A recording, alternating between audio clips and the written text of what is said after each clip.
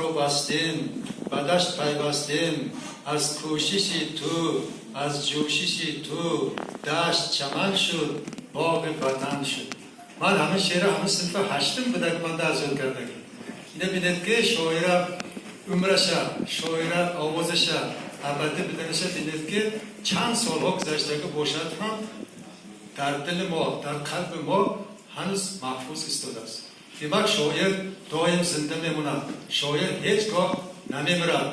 جسمش مرد هم، لیکن آوازش، صداش در قلب‌های دوستاش، در قلب‌های اولاد، در قلب ملت میموند. من اینجا بیهوده محمد اقبال شعرش نوشته نمونده. ملت بی شاعر این خود یک خاک بی حاصل به مانند.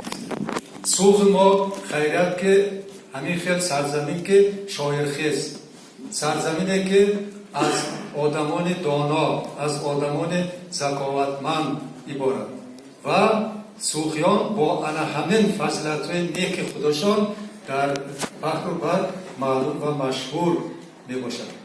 من فخر میکنم که من همین استاد نادری کتی جدا بسیار موقت خواندگی، هرچند ما کورس پاس بودن کتی، لیکن در یک انستیتوت خواندگی و صحبت‌هایشان بهره بردگی، بعضی چیزهای باید دیده، سخت اگر تنقید کرده، مصلحت‌های دوستانه دادگی و در نتیجه ما همچون دوست، همچون همکار بسیار چیزهای بدیهی خدا باید روی چاپه دادیم، حتی کتاب ها برامد.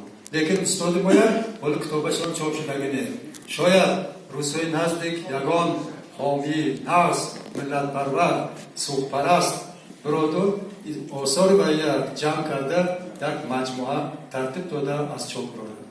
من به این باورم هست و از امروزه تدبیر هم خیلی خرسندم که من یکی از شاعرهای مشهور ما، وفات ما رسول بک همچون شاگرد نادری من هم تدبیر تشکیل کردم و خاطر من شماید شاد کردم.